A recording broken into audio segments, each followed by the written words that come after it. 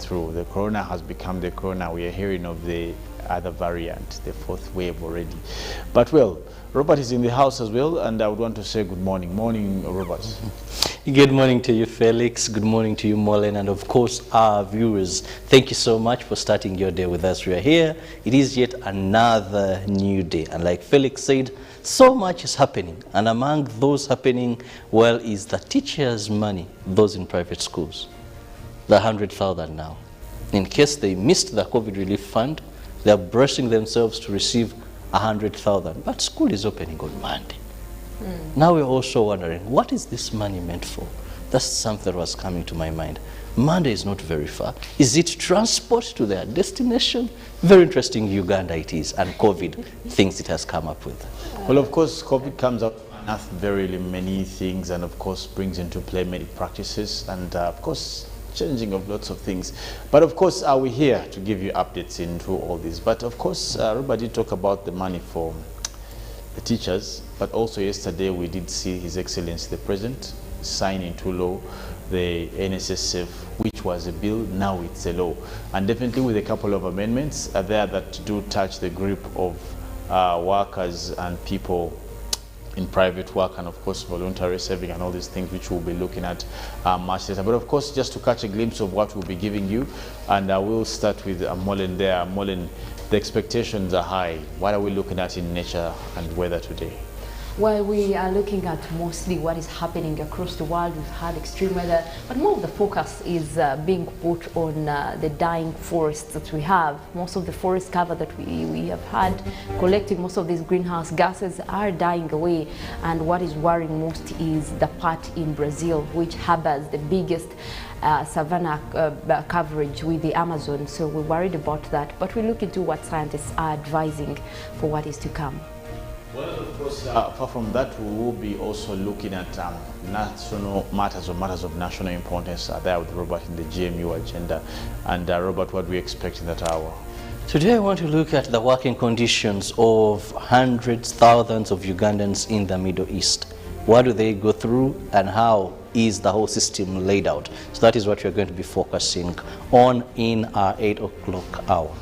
Well, of course, be able to sit still and wait for these updates that will be coming your way. But far from that, right now I want to give you an insight into what was trending in terms of news last evening.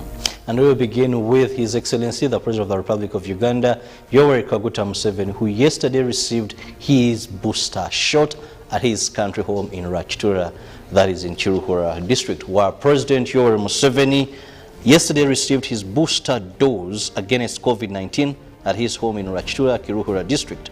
Speaking to the nation, the president urged Ugandans aged 18 years and above to get vaccinated as one of the only ways to fully reopen the economy. President Yoweri Kaguta Museveni said Ugandans who are 50 and above, have comorbidities, can now receive their booster doses after full completion of the first 2 doses. Speaking to the nation, the president appealed to Ugandans to fully get vaccinated to beat the virus and reopen the economy fully and safely.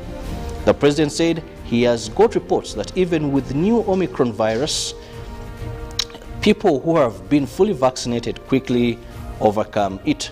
Research has also shown that after the first 2 doses, the priority special groups, including people 50 years, those with comorbidities, can take the booster dose. According to research, 3 COVID-19 vaccines are now authorized or approved for use to prevent COVID-19, and a 3-dose course of AstraZeneca COVID-19 vaccine is effective against the rapidly spreading Omicron variant. In December 2021, the Ministry of Health approved the use of COVID-19 booster shot for some people aged 50 years and above and those with comorbidities for further enhancement of their immunity after a period of 6 months from their primary vaccination. This comes at a time when the country is bracing for a new wave of the pandemic. The Ministry of Health said that it has evaluated and complete evidence ensuring that between 6 to 8 weeks after full vaccination elsewhere in the world, there is need for a booster dose. more on that, we look at President Museveni assent to NSSF midterm access bill. Now, President Museveni has assented to the NSSF Midterm Access Amendment Bill 2021 to provide midterm access to the contributors and remove restrictions on access for voluntary savings. Now, the President's assent followed the passing of the NSSF Midterm Access Bill 2021 by Parliament on November 24, 2021. Parliamentary debate that has culminated into the presidential assent to the NSSF Midterm Access Bill was on November 24, 2021, when the Committee of the Whole House convened to discuss and pass the report of the Committee on Gender, Labour and Social Development on the NSSF bill. The House voted to amend Section 24A of the Principal Act to allow workers who are 45 years and above and have saved for at least 10 years to have a midterm access of up to 20% of their savings, whilst persons with disabilities who have saved with the fund for more than 10 years can also have access of up to 50% of their savings. Now, this NSSF bill was first passed by the 10th Parliament on 17th February 2021 before it was returned to the House by President Yoweri Museveni and later retabled by the 11th Parliament after the lapse of business of the previous Parliament. Now, during the debate of the bill, MPs agreed that only mandatory contributors are eligible for midterm access subject to their age and years of contribution, while voluntary contributors will have access to their savings as and when they wish so. Now, subject to the prescribed regulations to be issued by the Ministry of consultation with the board. Away from that, we now move to toll fee to be paid on Entebbe Express Highway starting this Saturday, the 8th of January this very year. Uganda National Roads Authority, UNRA, has announced that tolling operations at Entebbe Express Highway will start Saturday, 8th of January. The money to be collected by Aegis Operation SPA, a French company on government's behalf, will be used to finance the operations and maintenance of the express highway. In 2012, government of Uganda secured a loan from the Exim Bank of China, which was used to construct Entebbe Express Highway. The money was to be paid with an interest of 2% annually. All motorists using the road will be charged a fee of 5,000 shillings per route for small cars and 10,000 for trucks. UBC talked to the construct manager, Entebbe Express Highway engineer Julius Musinguzi, who said they are set to start charging all motorists using the road. Musinguzi said motorists will be required to get a pass card loaded with a given amount of money, which will be deducted each time the motorist uses the road. Issuing passes to motorists at no cost has started, and the pass charge will start on the 8th of January. Julius says drivers will be given a discount on using the pass card, but this will not apply to those paying with cash. The other thing to note here is that only presidential convoy and emergency cars will be exempted from the pass charges. Now the news, we look at Kirabo case where Makindye Grade 1 Magistrate Court has issued an order compelling security operatives to unconditionally release of the renowned author Kakwenzi Kirabo. Now, the order followed the habeas corpus application filed by Kakwenzi Kirabo's legal team, asking court to compel the security operatives to produce him in court without fail. It has been a week since the arrest of Kakwenzi by security operatives from his home situated in Kisasi, Kampala. Now, following his arrest on 28th of December 2021, CID spokesperson Charles Twine on Monday revealed that Mr. Kakwenzi's whereabouts, highlighting that he is under police custody. According to Twine, Kakwenzi is held on charges related to offensive communication using his Twitter handle when he allegedly abused President Museveni and the Commander UPDF Land Forces Lieutenant General Muhoozi Kainerugaba. It is against this background that lawyers representing Kakwenzi filed a corpus application at Makindye Grade 1 Magistrate Court, asking court to compel security operatives to release him without fail.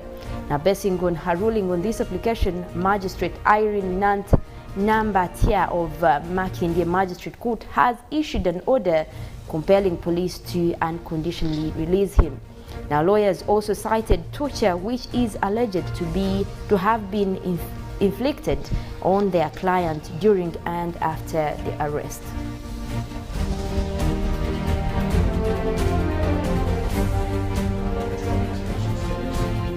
Out from our first story, where we see President Macron warns he will hassle. Now he says France is unvaccinated. He came out to mention that he's going to make life hard for them and difficult for people in France who have not yet been vaccinated against COVID-19. Now I really want to hassle them, and we will continue to do this to the end, he told France's Le Parisien newspapers. Now he also added that but political opponents said the strong language he used in the interview was not worthy of a president. His comments came as a bill on COVID passes was delayed by opposition MPs uniting against the government. Now the debate in Parliament on the bill, which would bar the unvaccinated from much of the public life, was prevented from continuing after midnight. The legislation was expected to be approved in a vote this week, but it has angered vaccine opponents, and several French MPs have said they have received death threats over this issue. Now still about the Omicron curfew in Delhi as India COVID cases come out making a surge. India is bracing for a third wave of coronavirus as its largest cities, the capital Delhi and financial hub Mumbai, see a surge in the cases. India reported 37,000 cases on Tuesday, a five-fold rise in a week that experts say is fueled by the Omicron variant. Now nearly a third of those infections came up from Delhi and Mumbai, where cases are rising most stupidly. Now both cities have brought back curfew and other restrictions to hold the spread of the coronavirus. Now on to South Africa. Parliament fire suspect had explosives. Prosecutor brings out such evidence, and of course he says a man who allegedly set fire on South Africa's parliament was caught with explosives. Prosecutor came out to say that is Zandile Christmas Mefa is facing 5 charges, including 2 counts of arson, following the blaze which began tearing its way through the historic Cape Town building on Sunday. Now the 49-year-old has denied all charges, and his lawyer said he is a victim of mistaken identity. Mr. Mefa is the only person arrested in the connection with the fire. The blaze, which totally destroyed the National Assembly or lower chambers but injured no one, has shocked South Africa, and the court was packed ahead of Mr. Mefa's appearance on Tuesday. The sound of cameras clicking erupted as he entered the room wearing shorts and a creased shirt, and he appeared unkempt and dazed, according to the BBC Mosa Maseka. Mr. Mefa, who lives in the township called Keelisha, which is southeast of the city center, took off his mask and turned slowly to allow the photographers to capture his face during the appearance. Now, a spokesperson for the National Prosecuting Authority, Mr. Mefa was facing 5 charges: housebreaking with the intent to steal and theft laptops, crookery and documents, 2 counts of arson, possession of an explosive device, and destruction of essential infrastructure. All of these are the charges against this gentleman. Well, and it's quite saddening. Well, it is. But more in our international news, we look at weather and climate, where President Biden overpromised and underdelivered on climate now trouble rooms in 2022. As the new year opens, President Joe Biden faces an increasingly narrow path to fulfill his ambitious goal of slashing the greenhouse gases generated by the U.S. that has been helping to warm the planet to dangerous levels. Now, his Build Back Better Act, which contains $555 billion in the proposed climate action, is now in limbo on Capitol Hill. And the Supreme Court is set to hear a pivotal case in February that could significantly restrict his authority to regulate carbon dioxide that spills from the power plants and is driving climate change.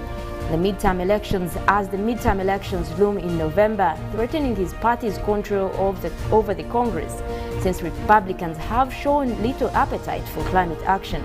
Now, a Republican takeover of one or both chambers could freeze movement for years. Mounting challenges make the next few months critical to secure safety of the planet as well as Biden's climate legacy, as analysts are saying. Now, if they can't pull this off, and then they have failed.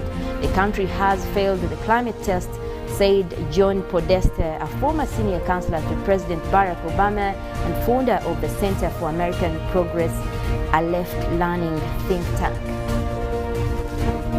Well, of course, that's hit our media platforms. Of course, we'll be able to follow us on Twitter, Facebook, and of course, you can catch us live on YouTube. We're streaming live there. And of course, for everyday updates in terms of current affairs, be able to start with us today. That is at the hour of 6:30 to the hour of at least 10 when we crown it up with Jag in the GMU Extra. But also, what comes with us this morning is Hallelujah. And it is a reminder here every morning that you need to boost your immune system. And one way you're going to do this is ensure you have products of Hallelujah Reflexology. Here there is Hallelujah Ginger Tea and Hallelujah Turmeric drinks. Very safe for you because they have been cleared or certified by the Uganda National Bureau of Standards. But importantly, that what you can hardly come across these days, they have managed to get the ginger, they have gotten the turmeric, they have gotten all those that our grandparents, great parents used to treat, to boost their immune system, and they are contained in this bottle. So at just 1,500, any supermarket, any retail shop, go and grab yourself a bottle. Well, of course, we don't tire also to remind you that you need to go and get vaccinated. The coronavirus is once again taking a toll on our lives, on our societies, on our economy. As the stories, most of them we have had. You've had what's happening in Delhi, in Mumbai, what's happening in France, the UK, the USA, and definitely what's happening in Uganda. Of course, when you go through the papers, you notice that our cases are also rising. And of course, we are dealing with recoveries as well. They are equally good. But for you to be on the safe side, we don't tire to remind you to please get vaccinated. It is for your own good, for the good of your family, and for the good of people who you dwell with. Yes, we had whatever news coming from the US, they are now on record on topping to over 1 million cases. Now they're the first country to get to this number of COVID-19 cases, and I think it shows how alarming this is becoming because you know, countries like US who have been fighting this, putting on a big fight, now they're on record with such a number, and it is something that is worrying really to look at for this morning. I think one of the challenges that some of these European countries are facing is, you know, they have a lot of liberties. Felix just read for us a story in France where the president actually is almost going out of his way because of the rights, and so many of these people are not getting vaccinated. Much as in Africa we are yearning for these vaccines, but you must find out because they have better health systems, some on health insurance. So it is not something that like us Africans you would think of. Remember how expensive it was to treat COVID. So here a person will think twice. Our health systems as well. So someone will say prevention is better than cure. But for them, that issue of rights is my rights. Many are not getting vaccinated, actually. Well, it's their right. Well, of course, we also want to look at our poll questions, so you'll be able to share with us and be a part of our show by really sharing with us what you think about this that we put to you. Now, what can government do to assist private school teachers ahead of the reopening of schools? What can government do to assist private school teachers ahead of the reopening? Schools be able to hit our social media platforms, that is on Twitter, UBC, hashtag UBCGMU, and on WhatsApp 0709 60 25 92. And of course you can catch us on Facebook, but also for some of you who can't be on TV or you're on the run or on the go, be able to catch us on our YouTube channel, that is UBC TV. Now we'll take a break, have our song for the day. When we come back, we'll be looking at a newsreel.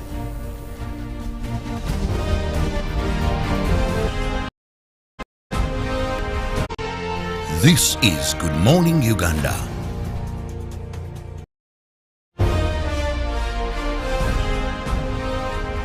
Live from UBC Studios in Kampala. This is Good Morning Uganda.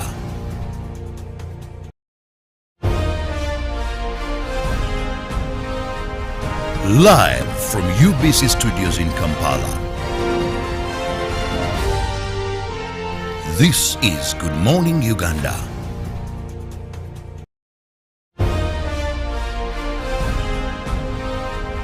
Live from UBC Studios in Kampala. This is Good Morning Uganda.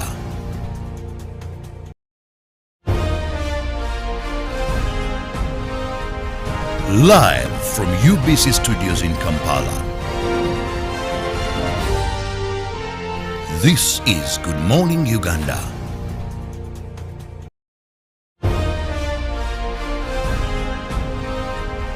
Live from UBC Studios in Kampala.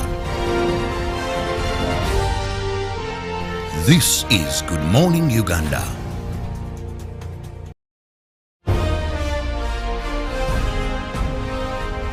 Live from UBC Studios in Kampala. This is Good Morning Uganda.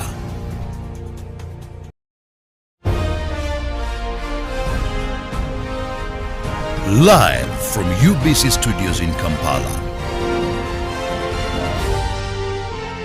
This is Good Morning Uganda.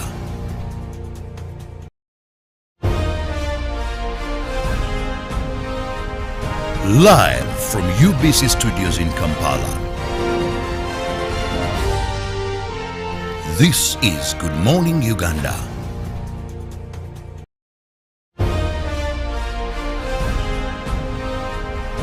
Live from UBC Studios in Kampala. This is Good Morning Uganda.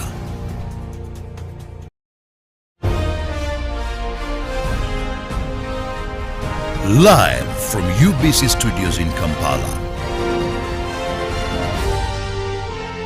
This is Good Morning Uganda.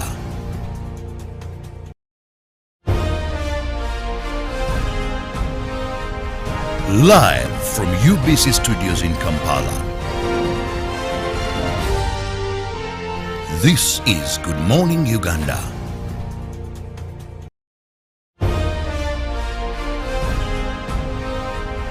Live from UBC Studios in Kampala. This is Good Morning Uganda.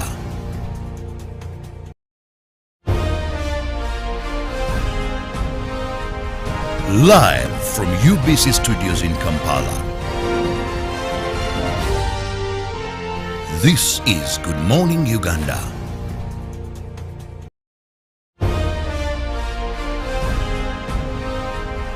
Live from UBC Studios in Kampala. This is Good Morning Uganda.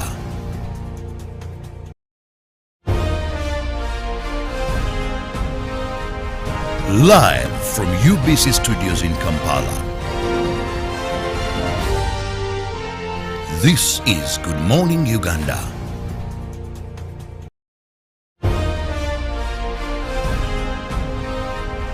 Live from UBC Studios in Kampala. This is Good Morning Uganda.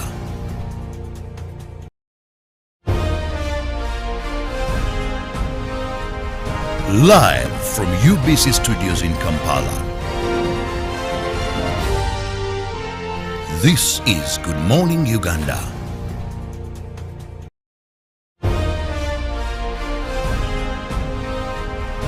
Live from UBC Studios in Kampala. Hard to evacuate this power. Behind the headlines, every Wednesday at 10 p.m. with Charles Odongto. How to get points. Just use MTN to make calls, send SMS, load airtime, buy bundles, or pay for MTN subscription services. Everywhere you go, MTN. It's the festive season and we love it. And that means it's time to celebrate with GoTV. Come with me. So get your GoCoder and GoTV value for 25,000 shillings to watch with the whole family. And if you're feeling extra festive, upgrade to our best package yet, GoTV Super. Something to look forward to. Download the My GoTV app for more information. Super. We all deserve a super festive season. And with GoTV, there's every reason to love it. Transact and win money after money with Airtel Money. 1.5 billion shillings in cash prizes up for grabs. My name is Mulage Swahod from Tororo District. I'm so happy that I'm a lucky winner of the 10 million Uganda shillings man after money promotion with Airtel. I can't believe it. It's just like I've been reborn. It's the best day of my life. The more you transact, the higher your chances of winning. Airtel Money. Instant, secure, borderless. Raising voices. I feel happy when my mother spends time with me. I hope all mothers will like my mother. I want my mother to reach out to all mothers. She knows how important it is to be a good mother. I promise to help my mother inspire other mothers to change. In this time of COVID, what is your promise to the children of Uganda? Because a violence-free childhood is everyone's right. Raising voices. Transact and win money after money with Airtel Money. 1.5 billion shillings in cash prizes up for grabs. My name is Mulage Swahod from Tororo District. I'm so happy that I'm a lucky winner of the 10 million Uganda shillings man after money promotion with Airtel. I can't believe it. It's just like I've been reborn. It's the best day of my life. The more you transact, the higher your chances of winning. Airtel Money. Instant, secure, borderless. Patriotism is a feeling of love, devotion, and the willingness to sacrifice for one's country. I say no to corruption because I put my country first. I choose peace over violence because I put my country first.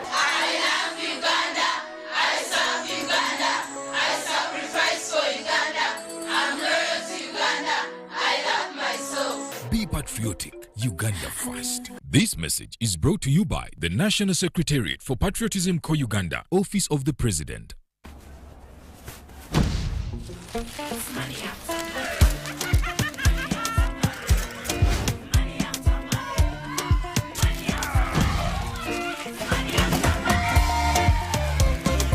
Transact and win money after money with Airtel Money. 1.5 billion shillings in cash prizes up for grabs.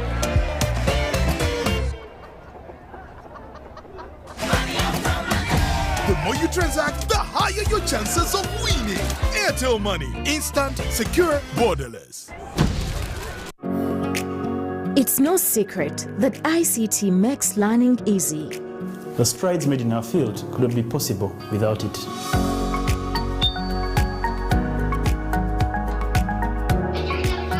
And now we can watch our favorite show. My radio is my best friend.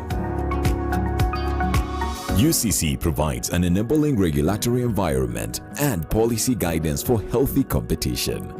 We also facilitate ease of doing business in the communications sector through licensing, standardization, spectrum management, tariff regulation, rural communication development, and consumer empowerment. An informed consumer is an empowered consumer. UCC supports local content and innovations. Driving the development of a robust communication sector in Uganda is Uganda Communications Commission. You know, you could just buy a new smartphone from anywhere in Uganda. Dial *175 *94 hash to activate their 100% double data bonus offer on weekly or monthly bundles for 3 months. Better yet, you automatically receive free 1 GB valid for 30 days.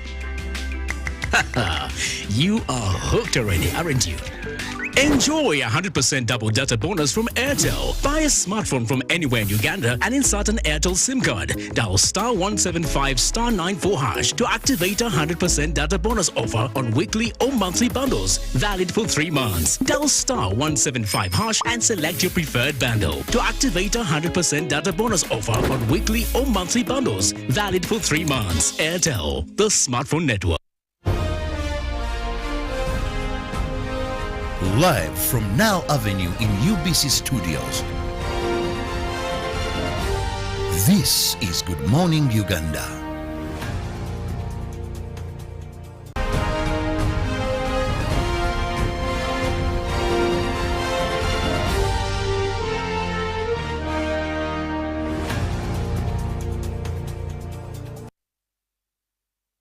morning once again. Thank you so much for keeping it with us here on UBC TV, and welcome to the hour of 7. Now, we are going to be discussing issues regarding the NSSF bill, which is now a law after His Excellency assented or penned signature to it.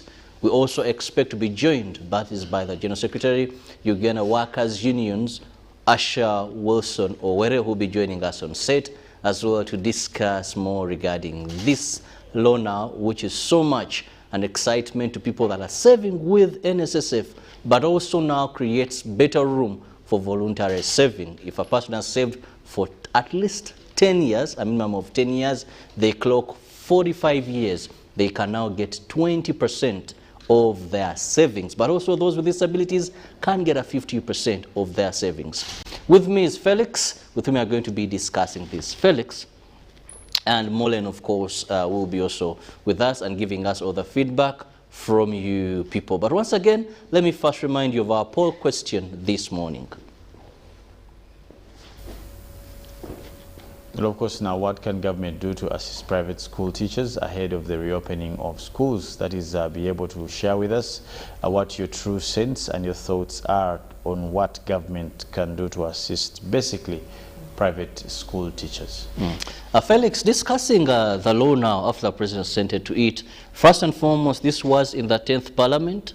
It was sent to His Excellency, but of course there were some sections that he had to deal with, then back to Parliament, and finally he has penned signature to this.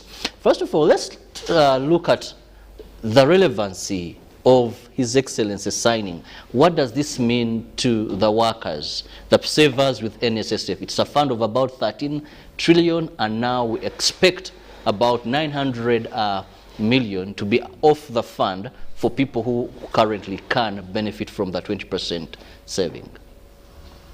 Well, such a law is in law what we call locus class cast. It is very much precedented. It is one of a kind, if I may add. It is unique in its own nature. It's a beacon of the legalese that we may never see, actually, to be glad that we have seen in our times. When you take on to appreciating the technicalities that come with a law, having well inscribed yourself in the what we call the normal practices of social welfare funds, and this is globally, you may not find such I don't know if it's an innovation or crafted law elsewhere in the world. And the feeling is of the workers is entirely anchored in that the spirit of this bill or this amendment carries true validity. You know, it carries true validity for the purpose. It brings out the meaning of the social fund. If I may just cause definition to that when you talk about social funds, you're talking about a social welfare fund that must be used to, like it must be a running place for any worker to uplift their social welfare. Felix, talking that's about the basic intention. Talking about those who are that, not in government employment. Very interestingly, talking about that, mostly when you look at the history of this fund, it is more of social security when someone has reached that age, maybe when they are no longer working. And that's why I said this amendment is categorically superfluous. It is super in its own way because of its uniqueness. It brings a new definition of social need. It deals with the curtailments of age that social welfare or social reinsurgency may not necessarily be attributed to age. And secondly, it hits the bar right because it brings into play what we call timely appreciation of the fund. What am I saying? They are talking about the age of 45. on average, an average Ugandan, how much do they accumulate at that age? How much have they accumulated? Remember, we're talking about private employment. And by far, you're looking at how much they have accumulated, but on top of that, how much are they, as individuals, can contain to sustain them to the age? Because, you know, when you're doing these social funds, by the way, you must also keep in mind the life expectancy in those particular countries. What is the life expectancy of Ugandans? So I think all these come into play, that when you give someone their money, probably part of their money at the age of 45, are you dealing with their life problems that may entail diseases, looking at preparation, life well-being, and the most, of course, essential in terms of shelter, welfare, and all these things. So, as I said, this law is so unique, and let me even predict, or if I may use words like prophesy, from this signing, you're going to see many other jurisdictions get such laws, and you will tell us. You will come here and you're going to see many other countries pick a leaf from this law, because it redefines the true meaning of social welfare funds. Well, someone told me that life begins at the age of 40, and actually he's the guest we are going to be having joining us this morning. But Felix, much as the workers are excited, we know you mentioned a very important issue regarding how much does a person who has saved for minimum of 10 years, how much do they have? One would also say, actually, those that could be having meaningful money may actually not even need to go for their 20%. So how transforming do you think that what has been given, the 20%, or with this bill, are now a law in place that people can access 20% of their savings? Let's look at this economically for someone to come up with something really meaningful for their life. School of thought where I don't subscribe to that approach in terms of how much. How much is not the question here that we are trying to answer.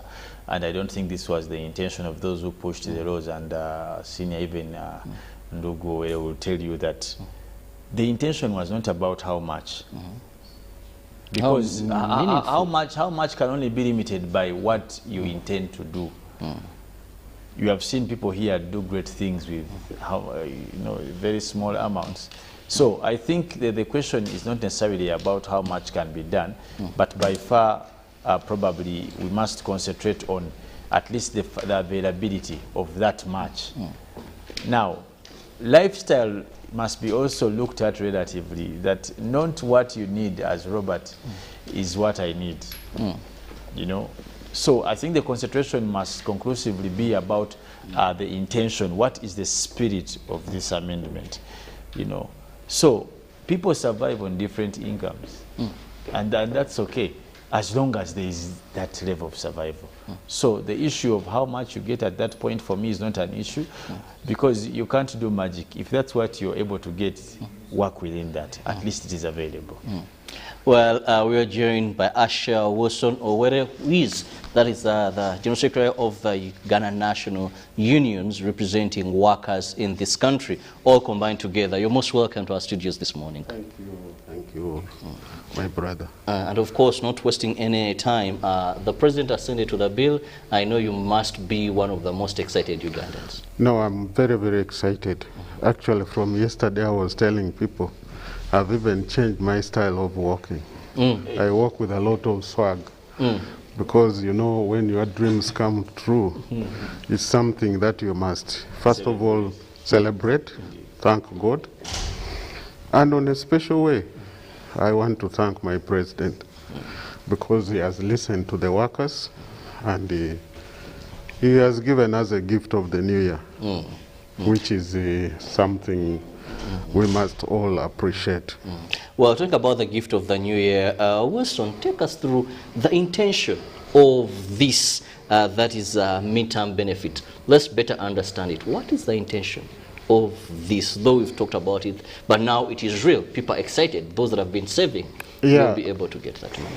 You know, first of all, from the beginning, let me say our those who thought about the social security were very clever people.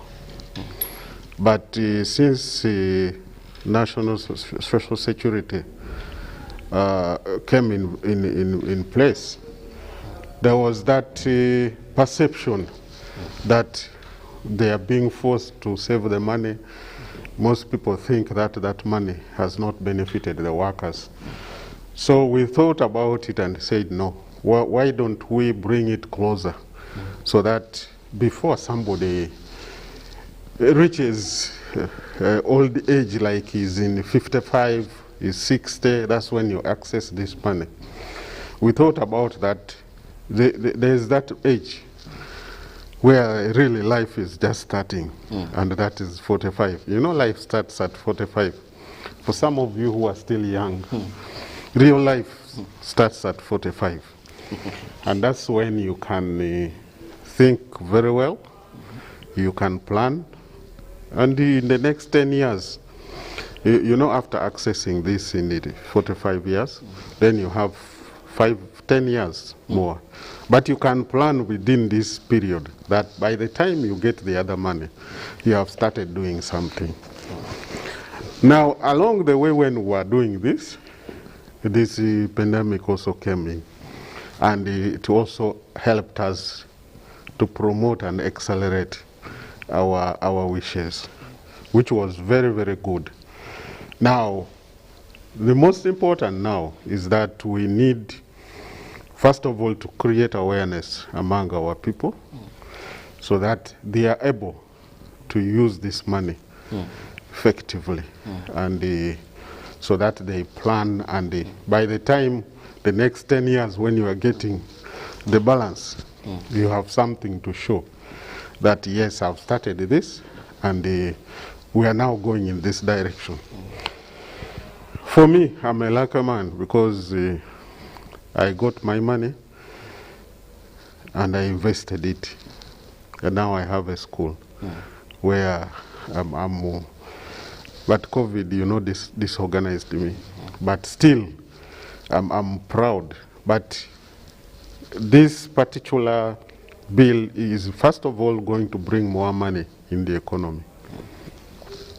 How? Because it has opened up. The statistics show that we have about 14 million workers.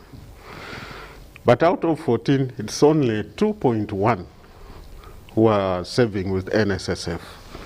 Now, where are the rest? These are the people now, this law is trying to attract them to save with the NSSF, including the informal sectors. And of course, bring in mandatory. Ensuring that people that have workers have to ensure they submit their benefits to the NSSF. Otherwise, they'll face the strong arm of the law. But also, we just want to remind our viewers that you can be part of the topic of discussion by simply going to our social media platforms and sending in your questions or your views about His Excellency having assented, that is, to the NSSF bill, and now it is a law. Asha, also after this, the President signed, one issue now comes in that we want you to clarify. There are fears regarding where the money is going to come from. This is one of the things so most of members of parliament talking about yesterday when they're being interviewed on various platforms, that now NSSF has to look for this money. They estimate about 900 million, for you put last time at about 1 trillion shillings. Let's look at this. There's no problem about money. The money is there. Actually, NSSF confirmed that they have the money. The issue of money is not a problem. There may be another problem, but why should a member of parliament lament on behalf of NSSF? Are they members there? No, they have finished their role to pass the law. Now it is NSSF to tell the people whether the money is there. And they have said the money is there. We have board members in the NSSF, and we know how much actually each month NSSF remittance by employers. Despite even the COVID, they have been doing well. Now they're opening up of schools and so on. The money is available. So there's the problem of money is not there actually. So maybe also to help our viewers out there understand how accessible will this money be? Like, does the law prescribe how this money will be accessed by the beneficiaries? Is there a process? Is it an application? Will it be a blanket? Does the law try to break down some of these approaches? No, after sending to the law yesterday by His Excellency the President, the next thing is to gazette the law. And the gazetting, it takes maybe maximum of 2 weeks. 2 weeks. Now, after that, even before that, right now, I expect the Minister of Gender, Labour and Social Development starting to work on regulations. Yes. Now, the regulations will give the direction on how this money will be disbursed. Not only that, but NSSF is using system, and of late you saw that they have been upgrading their system. So upgrading, that means they are getting ready. And actually, let me tell you, NSSF is very, very well organized when it comes to the payments, because they have really improved, because they are using the system. And this one does not require a lot of efforts, because me and you, they know when you are born in records, and it's in the system. So it's a matter of they have the information. Information is already there. So what they need is just upgrading how they are going, the system, how it's going to run, and pay the money. But they must now collaborate with the people who are going to work on the what, on the regulation. The most pompous part of this law is the midterm benefits. However, there are other aspects that were slid in. One of them is voluntary contribution, among the others. Maybe you can also highlight on some of the other aspects that are part of the law for our viewers to understand that it's not just about the midterm benefits, but majorly the informal sector that has been neglected in terms of NSSF. Maybe you could make a comment about that as well. Yeah, this is exactly what I'm saying, that the number of workers by you statistics, the latest statistics is 14 million. Now, out of 14 million, you have only 2.1 who are saving with the NSSF. So where are the rest? That is over 10 million. Over 11 million. Yeah. Now, 11 million are the ones actually NSSF must now work very hard to bring on board. And they have a very big task. Now, what is going to help them is this midterm access, because they can use it as a precursor, as something to give them a touch, and also make them visible, and make them people know that, yes, if I save my money at the end of it, and by the way, it is only now NSSF which gives higher interest, more than even the banks around. So they have a high level of competition where they can now compete effectively. But now they need to position themselves in a way that they now attract all the 11 million people, workers, to come on board. And when all of them come on board, you know that is a very big boom for the economy. So there is this law is going to benefit government even more than the workers, because it's going to bring more money in the economy. And once the money is in the economy, it's that money can be run the economy effectively. Well, just to remind you that you can be part of the topic of discussion this morning by simply sending in your question or your observation to the guest or the team here, and simply use our social media platforms. Our WhatsApp number is on your screen. That is 0709 60 25 92, and where I will be responding to most of your questions. But also you can use other channels. You can even send in That is the traditional SMS, and Mollen will be reading out all these, and Asha will respond to some of these questions that will be coming in. So please do that, and we really enjoy and want to hear from you regarding the president now spending signature that is to the bill, which is now a law. And of course, many people will benefit, those that have been saving, and they have saved for at least 10 years, they have clocked 45 years, and now will, after, of course, the Minister of Gender and Social Development comes out proper with instruments on how this is going to be done. Asha, more on the issue of voluntary savers. This is something that also excites a number of people. Who are these people, and how is this law now factoring them into, for people to better understand? Because these have been saving, maybe many of them now know, yes, my savings have been going there, so they are waiting in case, but this is something that opens more opportunity now to people, even those that employ people less than 5, having opportunity now to save. Yeah, voluntary saving is about because once you clock 60 years, you can move away or get out your money. But now you can still continue saving with the NSSF. And even those people, the business people out there who have been running out with the banks and so on, you have some money and you don't need that money to, instead of going for fixed account, you go and push it there in the NSSF. But voluntary, you can withdraw it at any time you want. It's not like where you have the mandatory. Like now, me who is still saving with the NSSF, and I've reached that age, I'm still saving.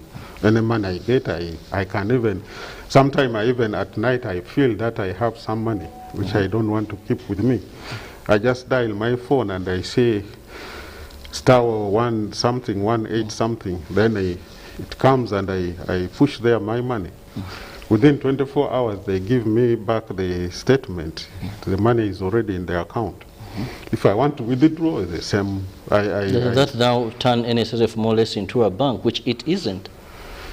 No, it's not a bank. It's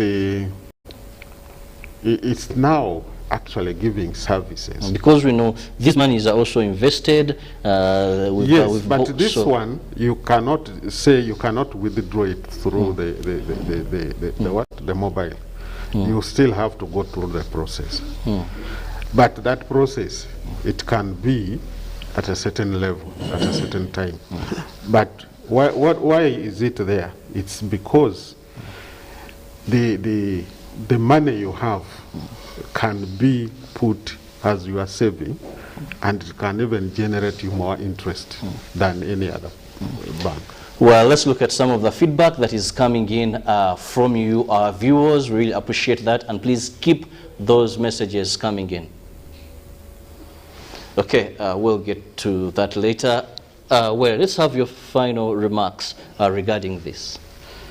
My final remarks, I want specially to thank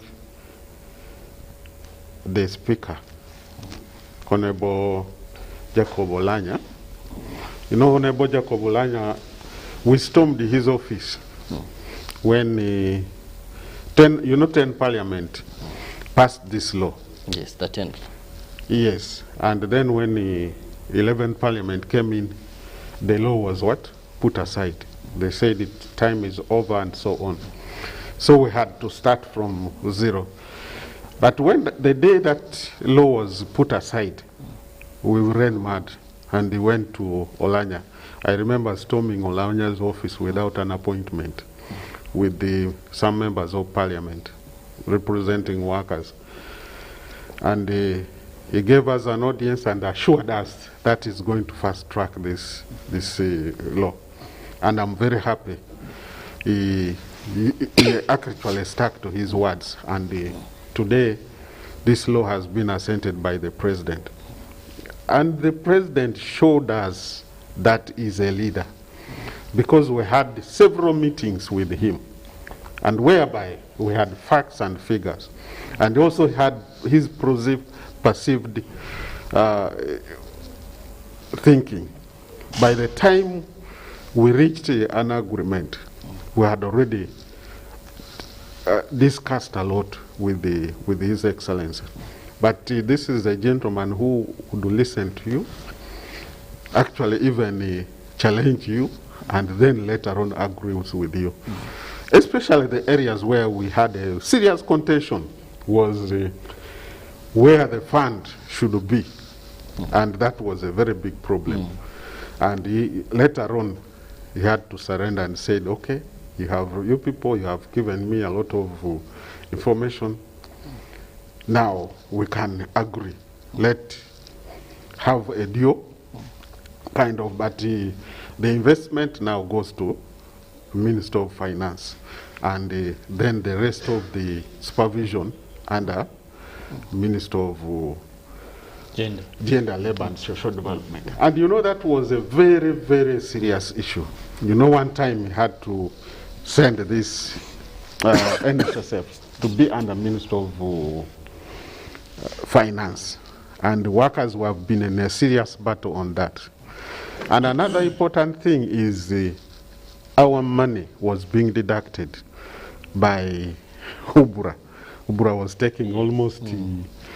Then that one said, no, this cannot happen anymore. And we have now saved that money. And that money will never be going to Ubura. Let Ubura be funded by the central government instead of, again, getting the money which we are supposed to be accruing to our interest, be to the workers' interest. Just one lastly, as you wrap up, Nduguwere, we have been at the battle of the midterm. At some point we still have a battle we are carrying out of the minimum wage. Maybe just making a comment, this one now is done. What next? Actually, the last time we were with His Excellency the President, after finishing the issue of midterm access, and we provoked him, we said, but Your Excellency, we have another issue which is minimum wage. Then he called his assistants and said, you people, where's Omona? Get these people, the workers, a special day with me, so that I tell them my side of the story about minimum wage, and also they give me. But that one I want to assure the workers that that is our next step, because he has given us that leverage. And if anybody, Mona is listening, should quickly arrange that day, because we want to use this opportunity to go and thank him, and at the same time say, but you have done this now. Can we now start? Yes, exactly.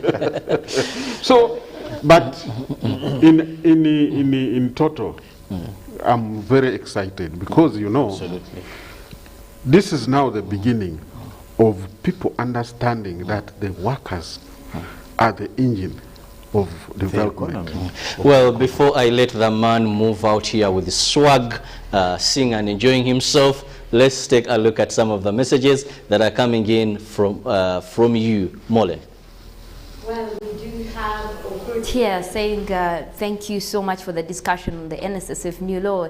And he's saying, let Ministry of Gender, Labor and Social Development do a lot of benchmarking when coming up with regulations and guidelines for access. He was also wondering if this means that NSSF has less money to invest in other areas.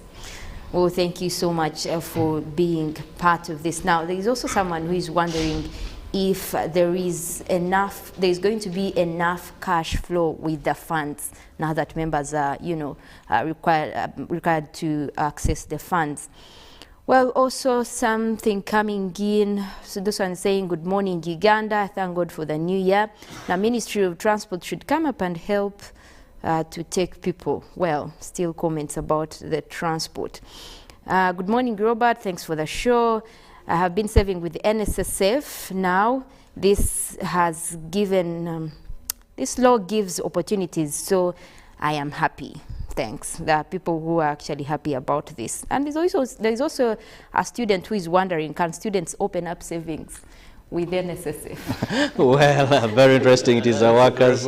Saving, yes, Wale, let's have your... Have an age limit? Yes, because, you know, this law particularly now is opening up for everybody. Anybody who can save money with NSSF is now free. And I'm even happy that the students is now thinking in that direction. That means I must even get his number and try to very conscious. That's very good. Those are the people. That is what we call patriotism. And people who are, you think now they are starting having saving culture. And this law actually is going to strengthen the saving culture in this country. Well, I want to thank you so much. But I want to correct you. You are calling me Secretary General. I'm the Chairman General. Chairman General. Yes. Well, all apologies. I know titles matter so much. But let me leave you now, Were, to continue. Like you said, we'll be interested to see the man moving out with the swag. And of course, we hope next time when we return, you'll have successfully moved through with the minimum wage, like you promised the workers. That's also something you're also looking at. We'll return and give you a feel of what is happening in the print media. Stay with us. We'll return shortly.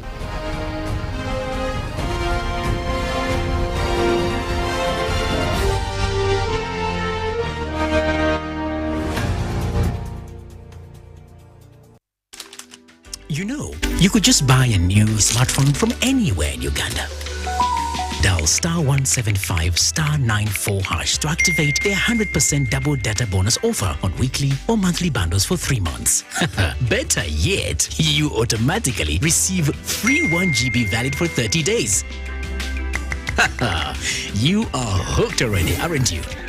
Enjoy 100% double data bonus from Airtel. Buy a smartphone from anywhere in Uganda and insert an Airtel SIM card. Dial *175 *94 hash to activate a 100% data bonus offer on weekly or monthly bundles. Valid for 3 months. Dial *175 hash and select your preferred bundle to activate a 100% data bonus offer on weekly or monthly bundles. Valid for 3 months. Airtel, the smartphone network. It's the festive season and we love it.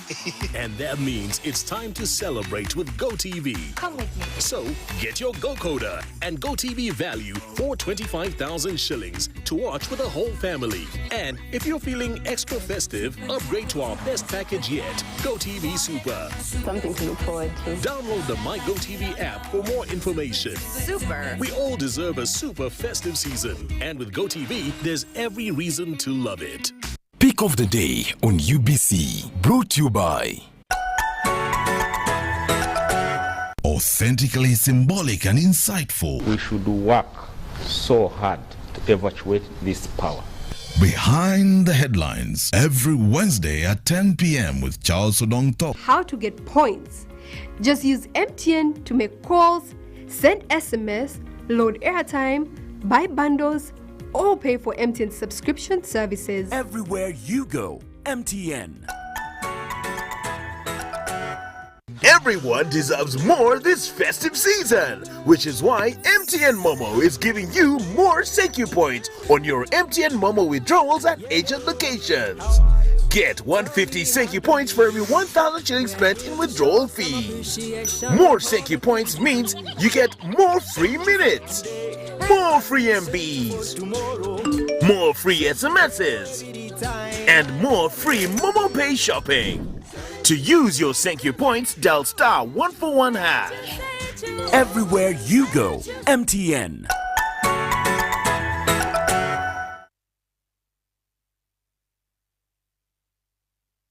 I'm growing up, I'm growing into every moment.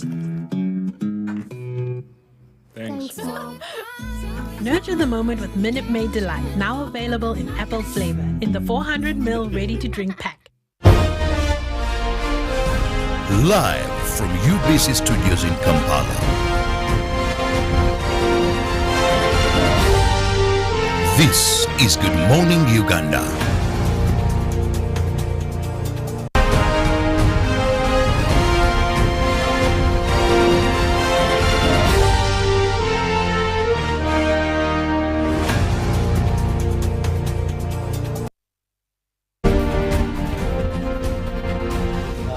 breakfast full of relevant information that you need to know as you kickstart your day. So don't miss this opportunity of being an informed person because you made the right choice. It is now time in that spirit that we give you a feel of some of the stories in the dailies this morning. I'm holding the New Vision. Felix has the Daily Monitor and the Daily Nation.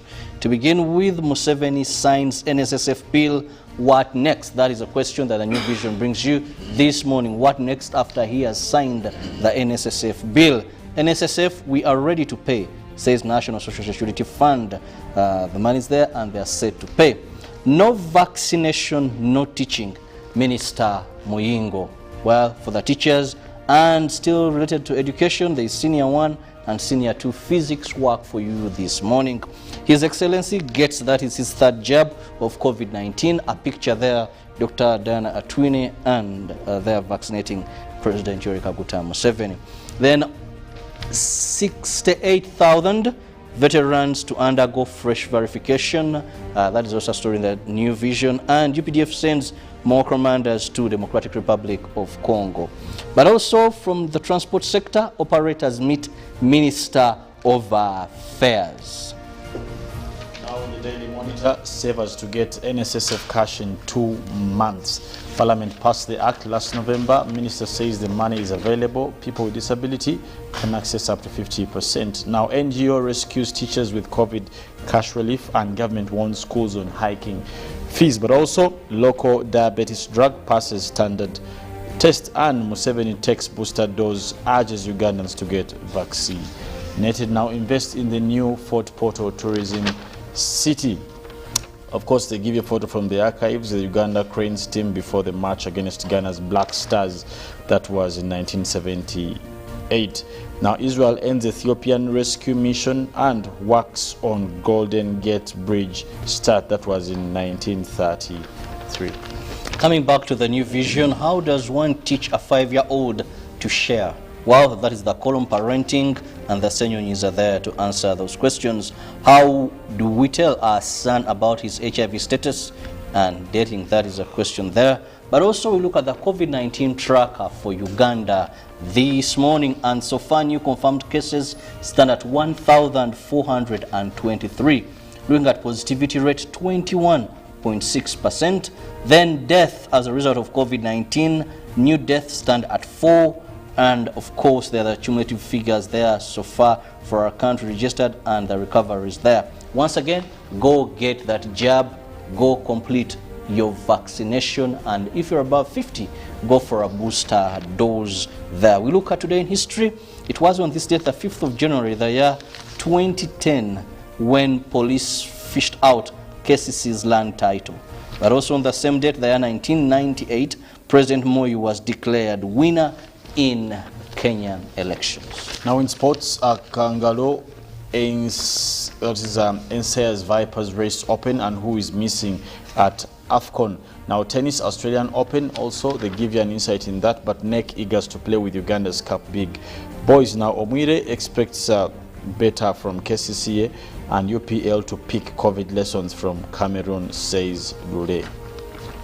In the New Vision Sport, they give you more of the Nations Cup, but also grant approved, that is for the Kibua Stadium construction project there. And there's so much of Uganda athletes competing during a local event. So much regarding sports, the New Vision gives you all those interesting stories.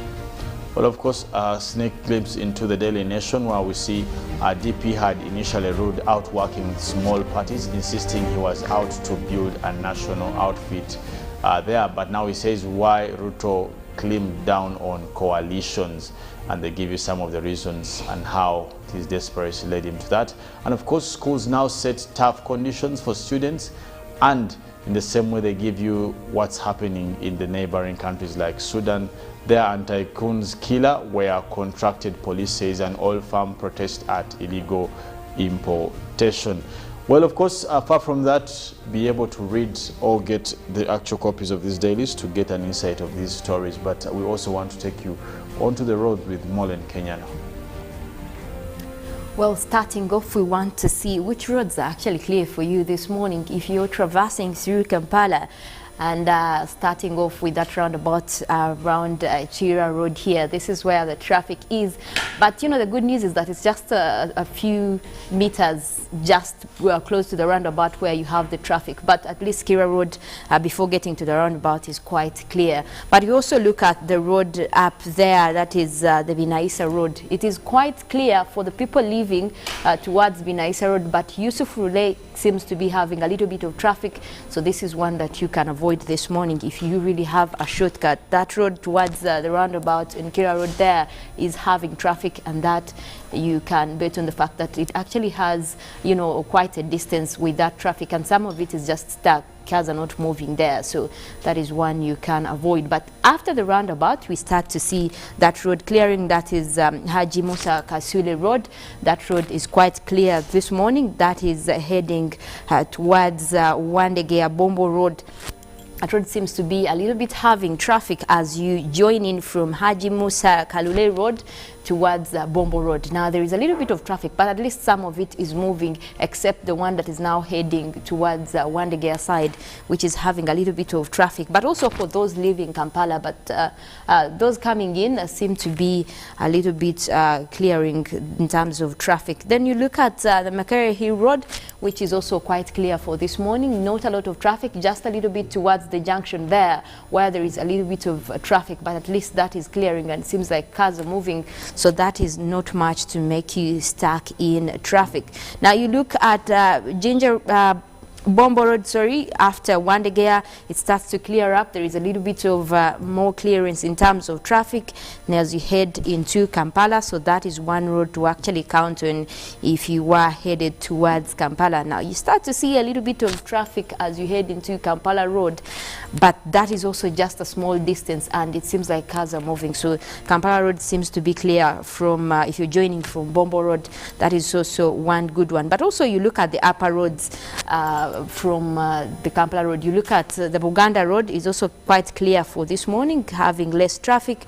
You also look at the Nakasero Road, which is also quite clear in terms of traffic. So even if you were to avoid Kampala Road, at least the roads up there are kind of quite clear. You also look at Lumumba Avenue, having quite clear traffic this morning. But also Kampala Road, you're looking at those green lines, meaning that there is not a lot of traffic on Kampala Road, just a few meters within the road where you see at least down at Central Police Station. But also this has something to do with the fact that most of the roads are joining in from here. So that is why you're seeing at least part of it having a bit of traffic. But beyond that, the road seems to be clear from that side of Bombo Road. Now, what is quite stuck in terms of traffic here, I look at that place down City Square in Kampala. So there is a little bit of traffic, and especially for those coming into a town. That is also, you look at the roads that are joining that road. You look at the Barton Street, also for people joining in. So I think that is what is causing the traffic there. But at least those coming into town, it seems to be quite clear. But Kampala Road seems to be having much more of that traffic. And you also look at you know, the joining in roads like Lumu Street. That is not one you want to take down there unless you really have to be there. But you look at also from Kampala Road joining in Entebbe Road, there is a bit of traffic, but just a small distance, so that at least starts to clear. And we look at Entebbe Road having less traffic this morning. All the way actually until you reach that Market Square Road, which has a little bit of jam, but otherwise Entebbe Road seems to be clear. And then traffic starts to build up as you head towards Clock Tower there, Nachivubo Lane. That is the area that is having a little bit of much traffic for this morning, that you could also think of taking shortcuts. If you really don't have to be on that road, you can use a little bit of shortcuts. But most of the roads within the city center seem to be quite clear. You look at where we are close here, Nile Avenue, it seems to be clear, and that also joins into Speak Road, which is quite clear. That roundabout joining in from Nakasero Road, Speak Road to also Yusufurule seems to be quite clear. So at least if you want to avoid that traffic on Kampala Road, you could use these shortcuts. If you're going to Jinja Road, it could be one to actually take through there. But away from traffic, we want to look at weather, and earlier I did mention that we have a developing story about deforestation that is now worrying scientists, and what is in the focus right now is Brazil. Now, Brazil harbors 60% of one of the world's largest forests, and that is the Amazon. Now, what is important to note about the Amazon is that it does cover 9 countries. However, Brazil has 60% of that. And it's interesting right now because we are talking about 15 years on a high in terms of deforestation across Brazil. Now, earlier last year in November, at the COP26 summit in Glasgow, the president of Brazil did make a promise, and he actually signed on an agreement to end deforestation by 2030. However, there are critics about his governance in terms of, leasing out land on the Amazon. Now, what is being said, according to the Brazilian press, is that the president has also been reluctant in terms of, putting up a fight against deforestation, because much of the land that has been lost across the Amazon is to, much of it is to public grabbing, and also it has been linked to most of the biggest meat producers in Brazil. That means they are clearing off land to, the forests to put farms for, the cattle. And this is something that the president has not been very much interested in making sure it ends. So that's why his government has been criticized for promoting, much of the loss on the Amazon. But also what is worrying is that this being, one of the largest cover that is trapping all these greenhouse gases, the world has counted on it to, help with the fight against climate change. But now looking at a 15-year period with the rise in deforestation, and that means that even what we expect to be in the future, because we're having more rise in temperatures, we're having more increasing greenhouse gases, but now if we are cutting off what has been trapping these gases, then we are in for a long ride. And I think even what scientists are advising right now is that unless Brazil puts in strict laws against deforestation on the Amazon, we could be looking at more losses. And also I think we followed up that story even from yesterday, looking at the fact that some of the trees have been also extinct species are dying off, and even when these are cut and they're dying off, they are emitting more carbon dioxide into the atmosphere. So even the ones that has been trapped before is now being released into the atmosphere, and that is just part of also one of the forests in Brazil. But major focus on the Amazon, also showing that right now this is being threatened by the changing weather, of course, and also now you look at climate change.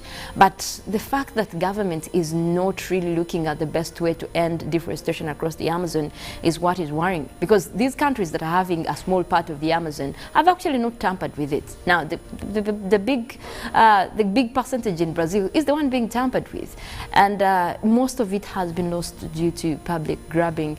And I think it also takes government to okay such kind of, grabbing, because now if you look at the biggest meat producers, even these are on world markets, I might not mention names, but on world markets, they are being allowed to actually have their farms on the Amazon. And this is something that is really worrying in terms of our fight on climate change, because you look at some of these forests that we are counting on to, help reverse our actions. Because the climate change that we're talking about now, 90% of it is human-induced. It is due to human activities. And when we're talking about human activities, we're mentioning stuff like this, clearing off these forests that have been there for ages and ages, something that is of that extent, and you're clearing it off. So this is where we look at most of those devastating news coming in, and you look at the fight just after the Glasgow Pact with world leaders coming through. We also had a delegation from here in Uganda representing and, trying to make sure that we find a solution, a global solution. But then you look at key players like that, reversing what they're supposed to, because now how are they going to arrive to that target that the president did sign, the president of Brazil did sign, saying that they're ending deforestation by 2030. That means even right now they're supposed to be having those strategic plans, but now with critics coming up to say, his presidency is not doing much, they're actually reluctant in terms of amending some of the laws against deforestation on the Amazon. It's really devastating, and quite not good news for some of us who are making sure that we preserve a planet that future generations can look at. What are the actions that we're having right now do not benefit us a lot, but you know, the generations to come, and they should be proud that we were able to do something to make sure, you know, the planet is safe. We don't have a plan B for a planet. We only have Earth, so we better secure it. But well, we go ahead and take a look at the weather that is happening right now across Uganda. Looking into our satellites, looks like we actually did begin off with quite some clear skies across most areas. We did have that clear weather across much of northern Uganda, eastern Uganda. A little bit of clouds for today. Quite some good news coming in from northern Uganda. Now this area has been waking up to sunny skies for a couple of days, for the last couple of days. But guess what? Today morning we're seeing a little bit of clouds towards the Karamoja region, and that looks like it's a rainy system. So at least a few areas did have a little bit of rains. Nothing much to, you know, take off the heat and all the dryness over there, but at least it is helping to calm down the situation in terms of cloud cover. Then you look at that northern side of central north, where we have towards Padel, Gulu there, a little bit of clouds coming in this morning, also different from what we've been having for the last couple of days. So it's good news. Not that there are rains over there, but at least the cloudness is building up, and that is most likely to be a rainy system also later as the day progresses. So that is exciting over there. But you also look at the areas that have been waking up to mostly, you know, cloudy weather and rains. Now we are having mostly sunny conditions this morning. That is the southern sector. Even here in Kampala, mostly dealing with sunny conditions. We do have that cloud that is moving through. Also same for Jinja, Tororo, sunny morning. You look at Masaka, Mbarara, southwestern Uganda, also looking at very sunny weather this morning. Just in terms of cloudy conditions, but it looks like there are no rains in the country this morning across almost everywhere. But we do have some of the rainy systems that are starting to develop south of Lake Victoria. These are quite far, actually affecting mostly the part of Tanzania towards Mwanza, but we could be looking at this system even growing more towards our area. But that is later in the day, and that is what is most likely to bring us rains, especially to the western side of Lake Victoria. So Masaka, Rengo, Sembabule, you can expect to have those rains as the day progresses, and we're seeing the system is already moving towards your area. Then we do have most of the areas that are likely to remain clear. You look at eastern Uganda, Mount Elgon, at least you see even that dry conditions still moving in. So most likely that area will remain with dry conditions throughout the day. Then you also look at areas like Midwestern Uganda, Western, also they have been experiencing a little bit of rains for quite some time, the last couple of days, mostly due to that effect of the Congo air mass moving in. But take a look at Congo this morning, quite dry weather as well, so we're not expecting more of that effect this morning. But most likely in the afternoon, we'll be having most of those systems develop later in the afternoon. But we are counting on the ones developing from Lake Victoria. That's one area we can always count on with that local effect that usually brings us rains, and could also be ramping some of the rains later on. That is for central part of Lake Victoria. You look at areas of Kampala, Entebbe, Wakiso, right now dealing with mostly in terms of sunny and cloudy conditions, but we do have that rainy system that is expected later in the day, and that could be bringing us isolated rains across several places. But also to mention the eastern side of Lake Victoria, look at areas like Kamuli, Jinja, Tororo, that is still having mostly sunny conditions for this morning, but we do expect some of these systems moving in mostly from the moist winds coming in from the Indian Ocean towards this area, and that is what could be bringing us rains later during the day. But for now, you can enjoy the sun, or even with intervals of cloudy conditions. So not a busy morning in terms of wet weather. We're dealing with mostly dry conditions. I don't know whether that's a good thing or bad thing, but we'll find out from you whether it was a good day, and that is tomorrow. I will be here still to take you through all these updates. Well, we do have Good Morning Uganda agenda coming up. Robert will be here to take you through that, and then later also we'll have Good Morning Uganda Extra with Jagenda Semakula. My name is Mollen Kenyena. I want to wish you a good morning.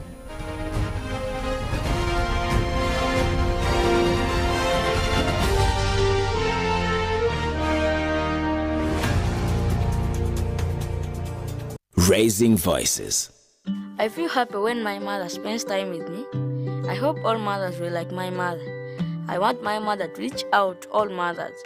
She knows how important it is to be a good mother. I promise to help my mother inspire other mothers to change. In this time of COVID, what is your promise to the children of Uganda? Because a violence-free childhood is everyone's right. Raising voices. Patriotism is a feeling of love, devotion, and the willingness to sacrifice for one's country. I say no to corruption because I put my country first. I choose peace over violence because I put my country first.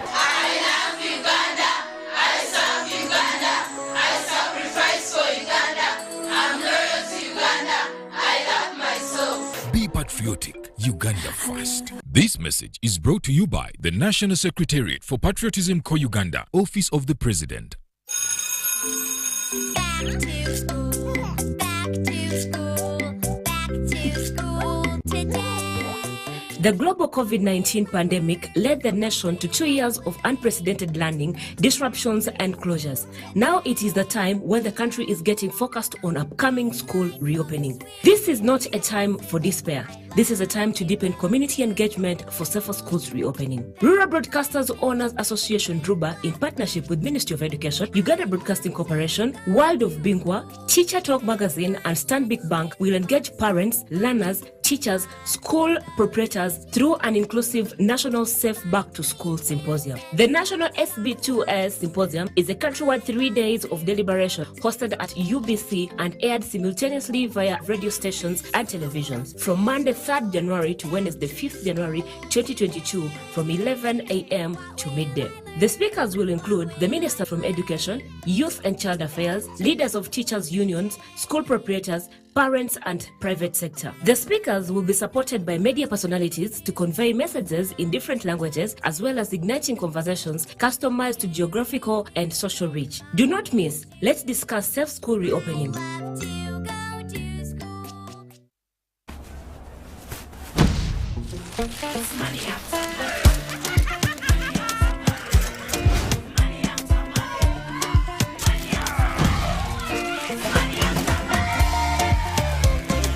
Transact and win money after money with Airtel Money.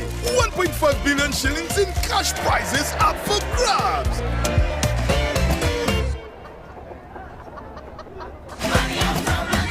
The more you transact, the higher your chances of winning. Airtel Money. Instant, secure, borderless. It's the festive season and we love it. And that means it's time to celebrate with GoTV. Come with me. So get your GoCoder and GoTV value for 25,000 shillings to watch with the whole family. And if you're feeling extra festive, upgrade to our best package yet, GoTV Super. Something to look forward to. Download the My GoTV app for more information. Super. We all deserve a super festive season. And with GoTV, there's every reason to love it. Back to school, back to school, back to school today. The global COVID-19 pandemic led the nation to 2 years of unprecedented learning, disruptions, and closures. Now it is the time when the country is getting focused on upcoming school reopening. This is not a time for despair.